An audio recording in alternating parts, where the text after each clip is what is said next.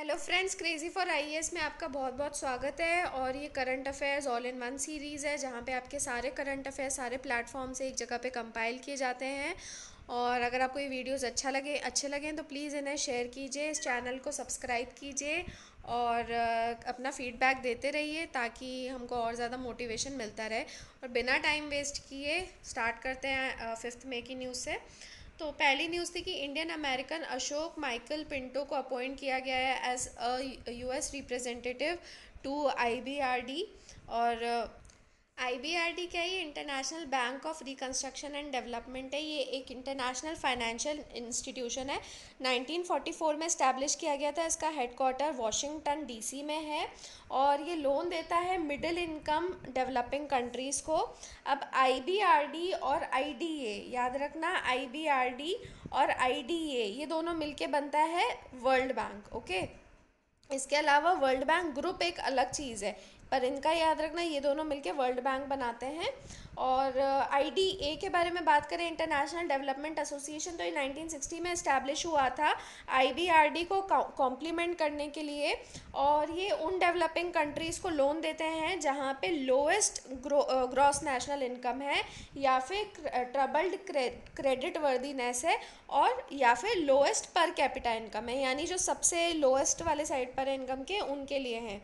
World bank group जो है वो 5 इंस्टीट्यूशन से मिलकर बना है, जिसमें से 2 तो आपको बता दिया, आईबीआरडी और आईडीए, ठीक है, इंटरनेशनल डेवलपमेंट एसोसिएशन। बाकी 3 जो हैं वो हैं मल्टीलैटरल इन्वेस्टमेंट गारंटी एजेंसी, मीगा, एमआईजीए। तो इसका क्या क्या काम रहता है? पॉलिटिकल रिस्क अश्योरेंस देना और क्रेडिट एनहांसमेंट गारंटी देना। यानी कि जो इन्वेस्टर्स एफडीआई करते हैं डेवलपिंग कंट्रीज़ में, जो अपना इन्वेस्टमेंट करते हैं, तो उनको वहाँ के उस डेवलपिंग कंट्री के जो पॉलिटिकल और नॉन कमर्शियल रिस्क है उनसे बचाना, ठीक है। तो इसके लिए ये मल्टीलैटरल इन्वेस्टमेंट गारंटी एजेंसी है। फिर आपकी आईएफसी जो है, इंटरनेशनल फाइनेंस कॉरपोरेशन, ये इन्वेस्टमेंट देती है, प्राइवेट सेक्टर डेवलपमेंट को एनकरेज करती है लेस डेवलप्ड कंट्रीज़ में। तो कम डेवलप्ड कंट्रीज़ के लिए ये, लेकिन ये किसको एनकरेज करती है? प्राइवेट सेक्टर को, ठीक है। और इसके अलावा है international centre for settlement of investment disputes. तो नाम से क्लियर है, ये एक आर्बिट्रेशन इंस्टीट्यूशन है, लीगली जो डिस्प्यूट्स होती हैं उनको रिजॉल्व करने के लिए, और जो इंटरनेशनल इन्वेस्टर्स हैं उनके बीच में समझौता करवाने के लिए, कंसिलिएशन करवाने के लिए। Okay, now global report on food crisis 2020, ये निकाली है global network against food crisis ने। तो इसमें पता चला है कि अभी करीब 135 मिलियन लोग जो हैं वो फूड क्राइसिस में हैं। और जो टॉप 10 कंट्रीज़ हैं वो हैं Yemen, democratic Republic of Congo, Afghanistan, Venezuela, Ethiopia, south Sudan, Syria, Sudan, northern Nigeria और हैती, ठीक है।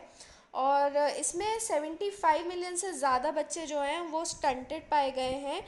और 2020 और 19 दोनों में मेन फूड क्राइसिस के मेन रीजंस जो बताए गए हैं वो कॉन्फ्लिक्ट और इनसिक्योरिटी है, ठीक है। And Africa had the largest number of food insecure people in the world. याद रखना, अफ्रीका में सबसे ज़्यादा फूड इनसिक्योर लोग थे।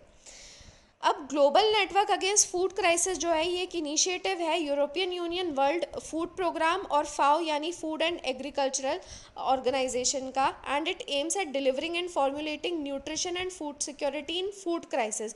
तो फूड क्राइसिस के टाइम पे न्यूट्रिशन बना रहे लोगों का और फूड सिक्योरिटी रहे, इसके लिए ये मेन एम करता है। और इसका जो काम है, it is towards achieving zero hunger goal, यानी ज़ीरो भूखमरी हो, हंगर एकदम ज़ीरो हो जाए, जो कि सस्टेनेबल डेवलपमेंट एजेंडा 2030 का भी एक क्राइटेरिया है। ओके, नेक्स्ट है स्पेशल कोरोना फी लगाई गई है लिक्कर पे बाय दिल्ली गवर्नमेंट। तो अभी लिक्कर शॉप्स खोली गई हैं जिसकी वजह से बहुत ज़्यादा लंबी क्यूज़ थी। और इसके लिए दिल्ली गवर्नमेंट ने 70% हाइक इम्पोज किया है लिक्कर प्राइसेस पे। 70% का जो रेट्स हैं वो बढ़ा दिए गए हैं। और जबकि आपको पता होना चाहिए कि जो लिक्कर रेवेन्यू है, it is one of the major sources of revenue of state government. तो गुजरात और बिहार में तो लिक्कर बैंड है, लेकिन इसके अलावा जो बाकी के स्टेट्स हैं वहाँ पे बहुत ज़्यादा एक्साइज ड्यूटी लगाते हैं लिक्कर पे। तो जो स्टेट एक्साइज होता है वो लिक्कर पे लगाया जाता है। और इसमें आपका स्पिरिट्स आती हैं, fermented liquor, foreign liquor, malt liquor, denatured spirits, medical wines और टॉयलेट प्रिपरेशंस जिनमें अल्कोहल होता है, वो सारी चीज़ें इसमें इंक्लूडेड होती हैं। तो एक रिपोर्ट आई थी आरबीआई की जिसका नाम था state finances a study of budget 2019-20। तो इसमें बताया था कि एक्साइज ड्यूटी जो अल्कोहल पे वो 10 से 15% लगाई जाती है, वो 10 से 15% होती है ऑफ द स्टेट रेवेन्यू, ठीक है। ज़्यादातर स्टेट्स में जो रेवेन्यू आता है उसका 10 से 15% लिकर से, लिकर के एक्साइज ड्यूटी वगैरह से आता है। और ये सेकेंड या थर्ड लार्जेस्ट कंट्रीब्यूटर रहता है स्टेट्स का। और जिसकी वजह से ये एक मेन रीज़न था कि स्टेट्स जो थी, स्टेट गवर्नमेंट्स वो चाहती थी कि इसको जीएसटी में इंक्लूड नहीं किया जाए क्योंकि इससे इनको काफ़ी ज़्यादा फ़ायदा मिलता है। ओके, अब 2021 के कॉमनवेल्थ यूथ गेम्स जो है उनको पोस्टपोन कर दिया गया है 2023 में। क्यों किया है? क्योंकि ये टोक्यो ओलंपिक्स 2020 के साथ क्लैश कर रहे थे। ये टोक्यो ओलंपिक्स 2020 में होने वाले थे, लेकिन कोविड के चलते इनको पोस्टपोन करके 2021 में कंडक्ट किया जा रहा है। और 2021 में ही कॉमनवेल्थ यूथ गेम्स होने थे, तो जो अब और पोस्टपोन होकर 2023 में होंगे। ये 17th सीवाईजी हैं और ये हो रहे हैं टोबैगो और त्रिनिदाद में। ये है टोबैगो, ये है त्रिनिदाद और ये है आपका अटलांटिक ओशन। ये करीबियन सी में आते हैं, देखो वेनेजुएला से एकदम ऊपर है। और यहाँ पे भी आप देख सकते हो कि ये नॉर्दर्न अमेरिका है और इसके नीचे ये सदर्न अमेरिका वाला रीजन है, ये वाला। और जस्ट यहीं पर ही आपके सदर्न अमेरिका के जस्ट ऊपर, साउथ अमेरिका के जस्ट ऊपर ट्रिनिदाद और टोबैगो आते हैं। ओके, और जो ये है कॉमनवेल्थ यूथ गेम्स हैं, ये एक इंटरनेशनल स्पोर्ट इवेंट है जो कि कॉमनवेल्थ गेम्स फेडरेशन ऑर्गेनाइज करते हैं। ये पहली बार एडिनबर्ग स्कॉटलैंड में हुए थे 2000 में, और उसके बाद 2004, 8, 11, 15 और 17 में हुए। 2008 के जो थे ये पुणे में कंडक्ट किए गए थे। कॉमनवेल्थ गेम्स फेडरेशन 1932 में हुआ था और पहले ब्रिटिश एम्पायर गेम्स हुए थे कनाडा में 1930 में, जिसके बाद डिसाइड किया गया था कि ओलंपिक्स की तरह हर 4 साल में इनको कंडक्ट किया जाएगा। ओके, अब ईपीएफओ के ऊपर न्यूज़ थी, एम्प्लॉयज़ प्रोविडेंट फंड ऑर्गेनाइजेशन। तो इसको स्टैब्लिश किया गया है under EPF and miscellaneous provisions act of 1952। और ये जो स्कीम है इसको इम्प्लीमेंट करती है ministry of labour and employment, ठीक है। तो 1950, तो इसका एक बार क्रोनोलॉजी देखेंगे तो सबसे पहले 1952 में जो है इसमें आया था कि जो लेबरर्स हैं उनको अक्यूमुलेटेड अमाउंट पे किया जाता था और इंटरेस्ट पे किया जाता था उनकी डेथ और रिटायरमेंट के टाइम पे। और इसके अलावा पार्शियल विड्रॉल्स कर सकते थे मैरिज, एजुकेशन, हाउस कंस्ट्रक्शन और इलनेस के लिए। फिर 1995 की जो स्कीम आई थी इसमें डिसेबल्ड सर्वाइवर्स को भी बेनिफिट दिया गया था जो कि एक्सीडेंट फेस करते हैं ड्यूरिंग ड्यूटी, और उनके विडोज़ और चिल्ड्रन को भी। और 2014 में यूनिवर्सल अकाउंट नंबर लॉन्च किया गया था एम्प्लॉयज़ के लिए जो कि फिर ईपीएफओ से फ़ायदा उठा सकते हैं। सोशल सिक्योरिटी कोड बिल 2019 में आया था जो कि इंट्रोड्यूस किया गया था एम्प्लॉय कॉन्ट्रीब्यूशन को घटाने के लिए प्रोविडेंट फंड में। तो जो प्रोविडेंट फंड होता है उसमें 2 पार्ट होते हैं, एक एम्प्लॉयज़ का होता है और एक एम्प्लॉयर्स का होता है। तो एम्प्लॉयज़ का पार्ट जो है वो अभी 12% ऑफ बेसिक सैलरी, लेकिन इसको ऑप्शनल किया गया था कि चाहें तो घटा सकते हैं। ओके, नाउ इजराइल आइसोलेट्स की एंटीबॉडी ऑफ कोविड-19। अच्छा, एक और चीज़, ये ईपीएफ अभी न्यूज़ में क्यों था? क्योंकि अभी जो कोविड की वजह से, लॉकडाउन की वजह से पेंशनर्स को नुकसान नहीं होए, इसलिए यह भी कहा गया है कि इनको पेमेंट एडवांस में कर दिया जाए पेंशनर्स को टू अवॉइड इनकन्वीनियंस। तो 135 फील्ड ऑफिसर्स जो हैं इस स्कीम के, उन्होंने पेमेंट को उनके प्रोसेस कर दिया है। तो ये थी बेसिक न्यूज़, ठीक है। अब इसराइल ने आइसोलेट की एंटीबॉडी ऑफ कोविड-19। तो ये एक मोनोक्लोनल न्यूट्रलाइजिंग एंटीबॉडी है जिसको वहाँ के इंस्टीट्यूट ने डेवलप किया है, जो कि न्यूट्रलाइज कर सकती है कोविड-19 वायरस को इनसाइड द इन्फेक्टेड पर्सन। इसको मोनोक्लोनल क्यों कहा गया है? क्योंकि इसको सिंगल रिकवर्ड सेल से आइसोलेट किया गया था। तो जो मोनोक्लोनल एंटीबॉडीज़ होती हैं उनके उनके अंदर ज़्यादा पोटेंशियल होता है डिजीज़ को ट्रीट करने का। और अभी तक क्या कर रहे थे, जो एंटीबॉडीज़ आइसोलेट की जा रही थी वो पॉलीक्लोनल थी। इसका क्या मतलब है कि कई सारे रिकवर्ड सेल से उनको आइसोलेट किया जा रहा था। एंटीबॉडीज़ क्या होती हैं? प्रोटीन्स होते हैं जो कि नेचुरली प्रोड्यूस किए होते हैं ह्यूमन बॉडी में, ताकि ह्यूमन बॉडी जो है फॉरेन पार्टिकल्स, एंटीजेंस जो होते हैं जो ह्यूमन बॉडी में इन्वेड करते हैं उनसे लड़ सके, ठीक है। और जो एंटीबॉडीज़ किसी भी इंसान के ब्लड सैंपल में पाई जाती हैं वो ये इंडिकेट करती हैं कि किसी न किसी टाइम पे वो इंसान उस वायरस को एक्सपोज कर चुका है पहले कभी लाइफ में। Okay, now first Arktika M satellite to be launched by Russia. और ये क्यों लॉन्च किया जा रहा है? To monitor Arctic climate and environment. और इसके लिए रशिया एक series of Arktika satellites launch करेगी। तो ये मेनली क्लाइमेट चेंज समझने के लिए है पोलर रीजन्स में। और ये क्यों ज़रूरी है पोलर रीजन में क्लाइमेट चेंज को समझना? क्योंकि पोलर आइस जो है वो बहुत तेज़ी से डिप्लीट हो रही है, और ये जो डिप्लीटिंग आइस है ये मीथेन रिलीज़ करती है, जो कि क्लाइमेट चेंज में पूरी भी कंट्रीब्यूट करती है।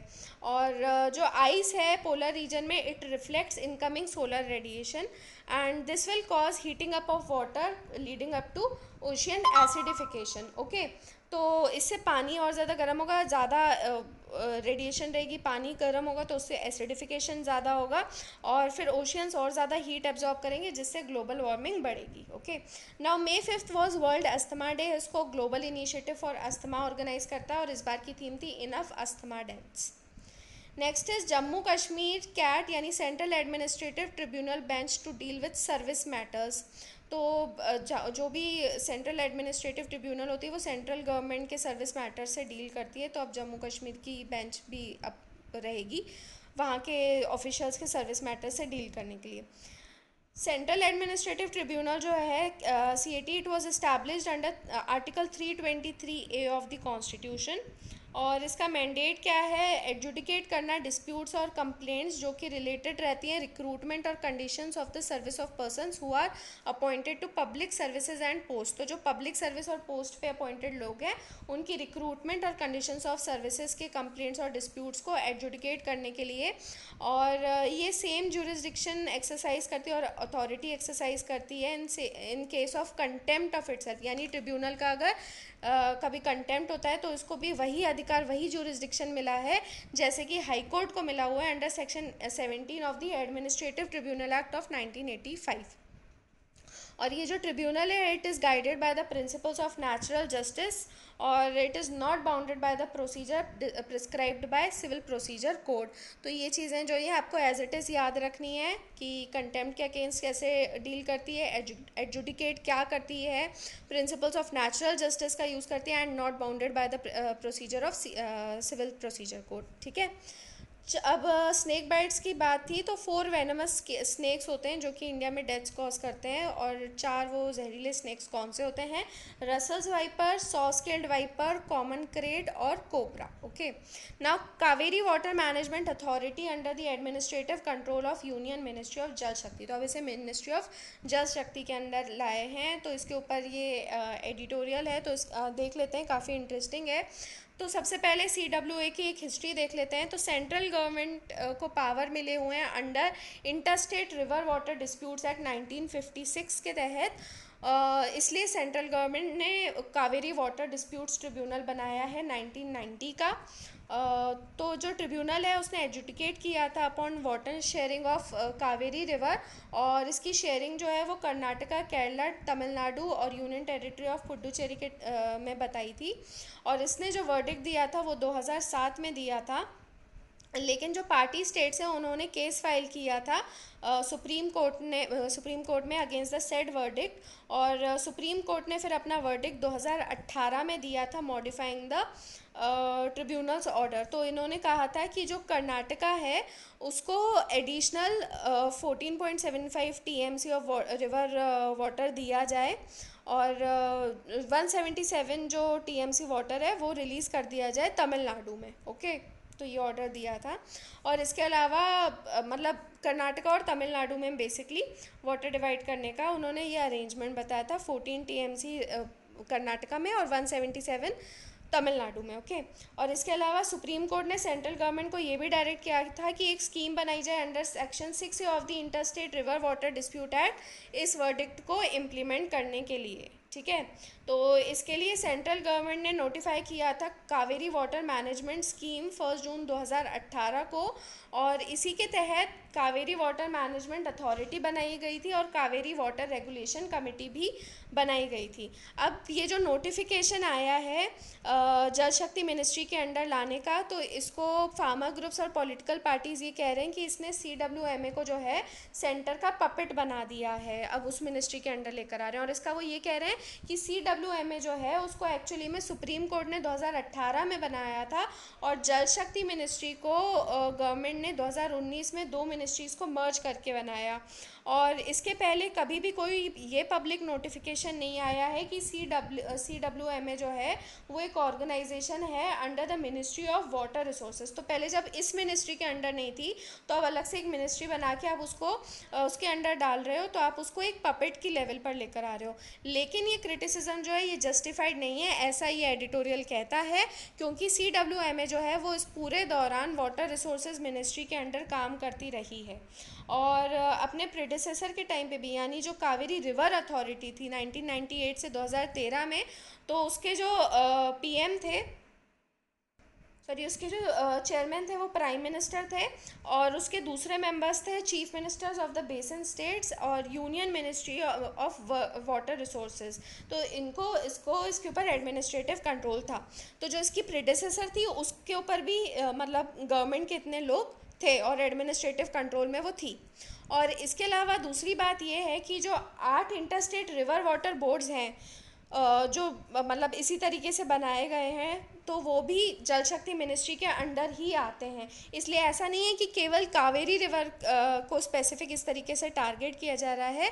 और ये जो नोटिफिकेशन है ये केवल मतलब एक एलोकेशन ऑफ बिजनेस रूल है, मतलब अथॉरिटी को केवल रिपोर्ट करना होगा जल शक्ति मिनिस्ट्री में, और इस वजह से उसका इंडिपेंडेंट नेचर जो है, उसकी फंक्शनिंग जो है, उसके ऊपर कोई असर नहीं पड़ेगा।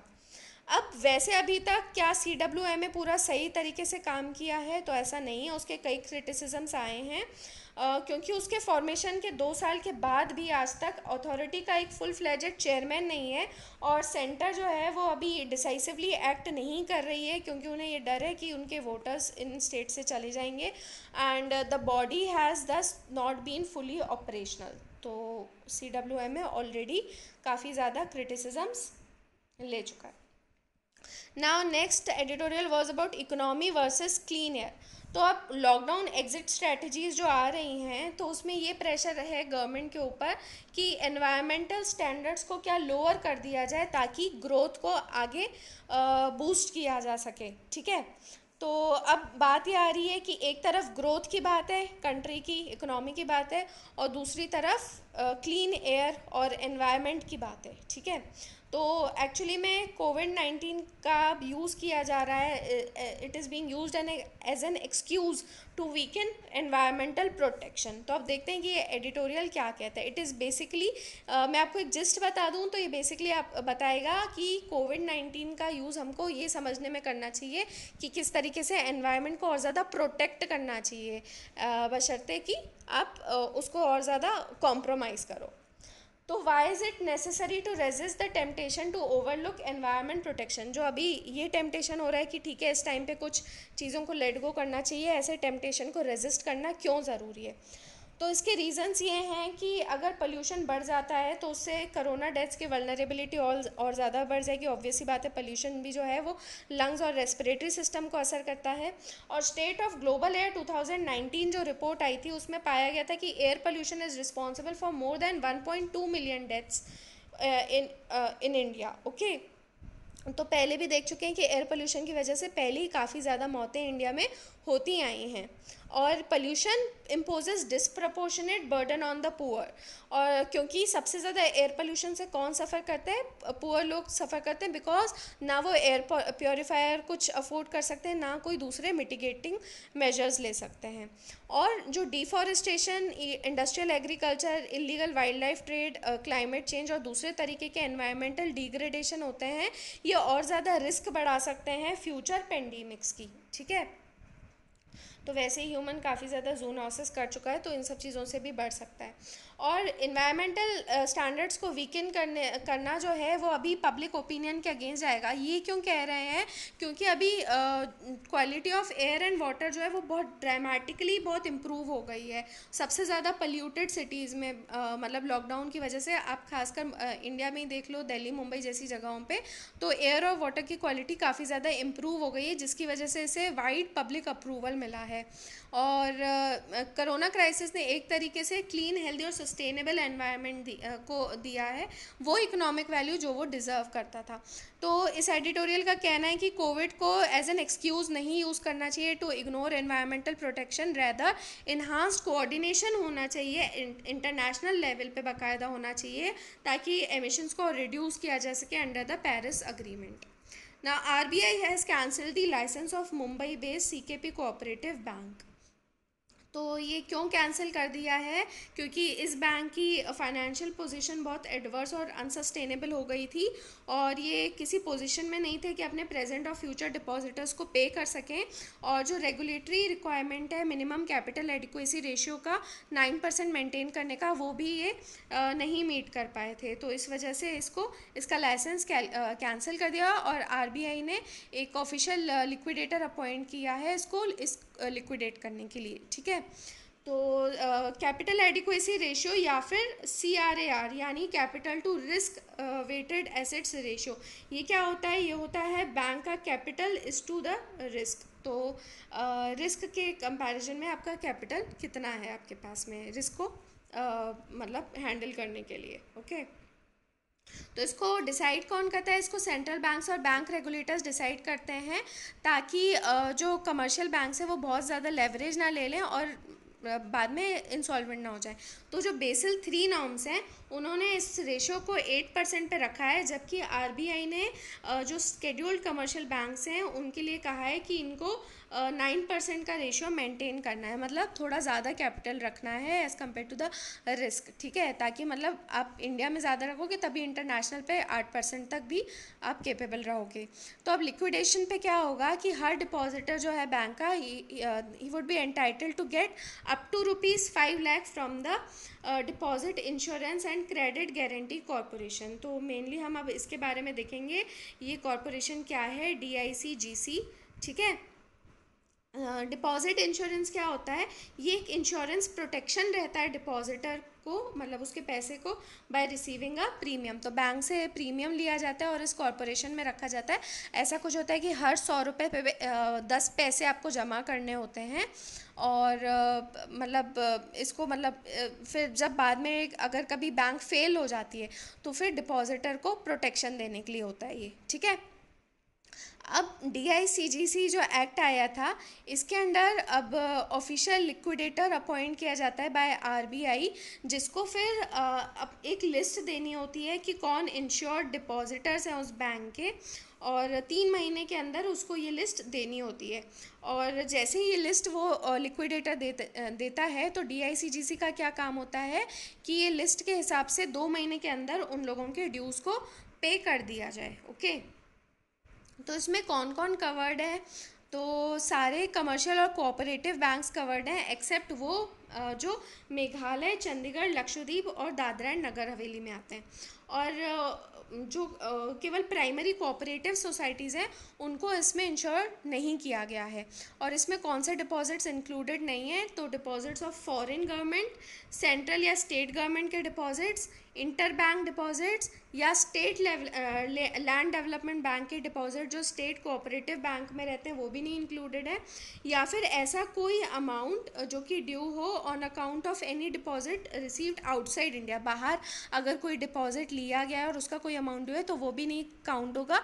और इसके अलावा कोई ऐसा अमाउंट जिसको DICGC ने स्पेसिफिकली एग्जेम्प्ट किया हो प्रीवियस अप्रूवल से, तो ऐसे डिपॉजिट्स को इंश्योर नहीं किया जाता है। ओके, अब पाक सुप्रीम कोर्ट ने कहा है कि अमेंड किया जाए government of Gilgit Baltistan order of 2018, और मेनली उनका ये ऑर्डर है कि अब उस रीजन में जनरल इलेक्शंस को कंडक्ट कराया जाए। और ये न्यूज़ में क्यों है? क्योंकि अब एक्सटर्नल अफेयर्स मिनिस्ट्री ने इसके अगेंस्ट काफ़ी स्ट्रॉन्ग प्रोटेस्ट इशू करी है। और गिलजिट बाल्टिस्तान जो है वो 2009 से प्रोविंशियल ऑटोनॉमस रीजन की तरह फंक्शन कर रहा है और लेकिन इंडिया ने कन्वे किया है कि जो पूरी यूनियन टेरिटरी है जम्मू कश्मीर की, लद्दाख की, इंक्लूडिंग गिलजिट बाल्टिस्तान का रीजन, वो इंटीग्रल पार्ट है इंडिया का by virtue of its fully legal and irrevocable accession. तो जो एक्सेशन हुआ था उसके तहत पूरी तरीके से ये रीजन इंडिया का पार्ट है। ये आता कहाँ पे, नॉर्दर्न पाकिस्तान में आता है। और ये बाउंड्री, इसकी बॉर्डर जो हैं वो हैं नॉर्थ में चाइना के साथ, वेस्ट में अफ़गानिस्तान के साथ, नॉर्थ वेस्ट में तजिकिस्तान के साथ, और साउथ ईस्ट में कश्मीर के साथ में। और ये एक बाउंड्री शेयर करता है with Pakistan occupied Kashmir also. और इंडिया जो है ये इसको अनडिवाइडेड जम्मू कश्मीर का पार्ट समझता है, लेकिन पाकिस्तान जो है ये इसको पीओके से अलग मानता है। और अभी हम आगे प्रॉपर मैप में इसकी लोकेशन वगैरह समझ लेंगे। और इसके अलावा इसकी एक रीजनल असेंबली है और एक इलेक्टेड चीफ मिनिस्टर है। और जो सीपीईसी है, चाइना पाकिस्तान इकोनॉमिक कॉरिडोर, वो भी इस रीजन से पास होता है। और वर्ल्ड के 3 सबसे लॉन्गेस्ट ग्लेशियर्स जो हैं पोलर रीजन के बाहर के, वो यहाँ पे पाए जाते हैं। अब पाकिस्तान ने इसके ऊपर कंट्रोल कैसे लिया है, तो पहले एक बार यहाँ पे थोड़ा मैप देख लेते हैं। तो आप देख सकते हो यहाँ पे काफ़ी अच्छे से आपको समझ में आ जाएगा। ये वाला जो रीजन है, ये वाला, ये पूरा गिलजिट बाल्टिस्तान का रीजन है, ठीक है। और ये जो ऊपर थोड़ा सा येलो पोर्शन है, ये वो रीजन है जो पाकिस्तान ने चाइना को दे दिया था। और ये वाला जो रीजन है, ये अक्साई चिन है, जो कि ये वाला एरिया इलीगली चाइना ने ऑक्यूपाई कर रखा है। और यहाँ पे जो पीच कलर का रीजन है, ये पीओके है, पाकिस्तान ऑक्यूपाइड कश्मीर। और बाकी का ये वाला रीजन जो है ये अभी हमारे पास में है, पूरा अंडर कंट्रोल में है। और यहाँ बीच में जो ये है, ये सियाचिन ग्लेशियर है। ओके, आई होप आपको ये यहाँ से समझ में आ गया होगा अच्छे तरीके से। तो अब ये पाकिस्तान ने ये रीजन कैसे लिया, तो ब्रिटिशर्स ने एक्चुअली इनको सोल्ड कर दिया था along with the rest of Jammu Kashmir to the Dogra ruler of Jammu. तो मतलब जो डोगरा रूलर थे गुलाब सिंह, उनको ये बेच दिया था after defeating the Sikh army इन 1846। लेकिन लीज के थ्रू इसको कंट्रोल किया हुआ था। और 1947 में जो एक कर्नल थे ब्रिटिश आर्मी ऑफिसर के, उन्होंने महाराजा हरी सिंह के गवर्नर को इम्प्रिजन कर लिया था। और फिर ये जो रीजन है ये इन्होंने दे दिया था पाकिस्तान को, ठीक है। ये रीजन इन्होंने पाकिस्तान को दे दिया था 1947 में।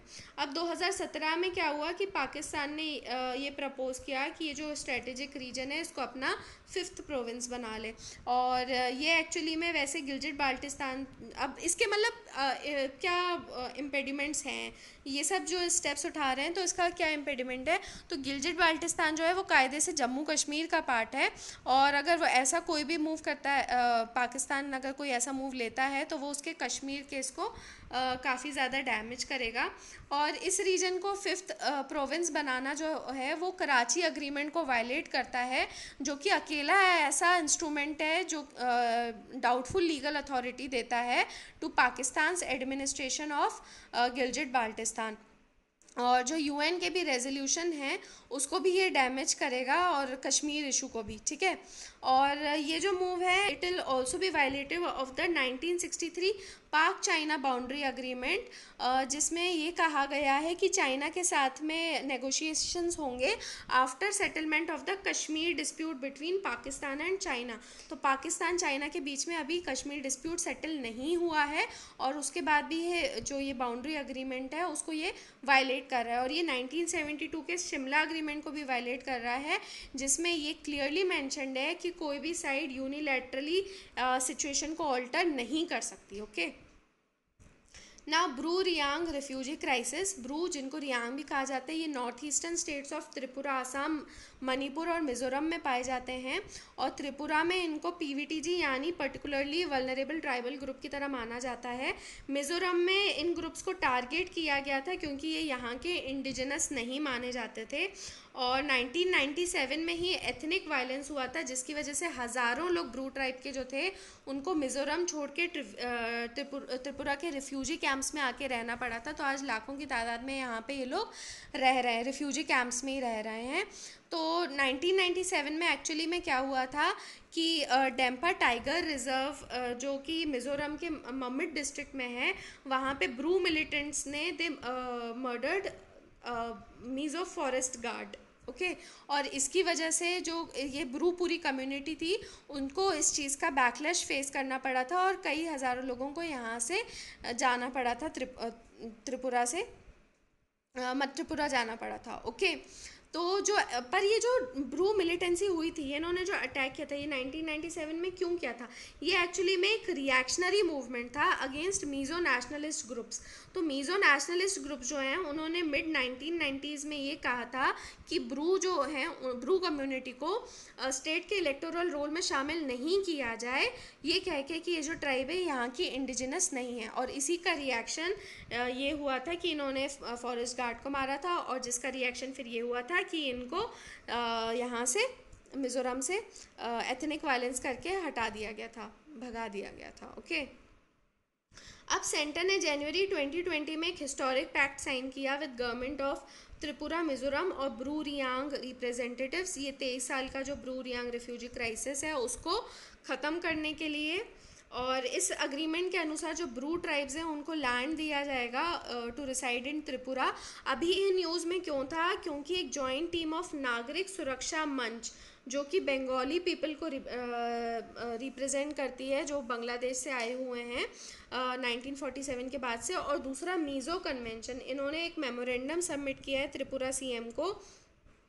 और मतलब ये चीज़ को प्रोटेस्ट करने के लिए कि जो ब्रू हैं उनको कंचनपुर सब डिवीज़न में सेटल ना किया जाए। ये मतलब अभी हमने बोला था कि इनको त्रिपुरा में सेटल करने की बात की गई थी, तो अब इनका ये कहना है कि मीज़ो कन्वेंशन और नागरिक सुरक्षा मंच, इनका ये कहना है कि इनको यहाँ पे सेटल नहीं किया जाए, लेकिन इनको कोई भी ऑब्जेक्शन नहीं है अगर इनको बाकी के 22 जो सब डिवीज़न है त्रिपुरा वहाँ पे सेटल कर दिया जाए। तो ये अभी इशू है, और बाकी आपको हिस्ट्री बता दी है, तो आपको एक क्राइसिस अच्छे से समझ में आ गया होगा।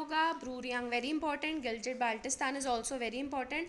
आई होप आपको आज का डिस्कशन अच्छा लगा होगा। अच्छा लगा तो प्लीज़ फीडबैक दीजिए, लाइक कीजिए, शेयर कीजिए, and that is all friends. Thank you for watching the video and keep learning, keep studying, stay crazy.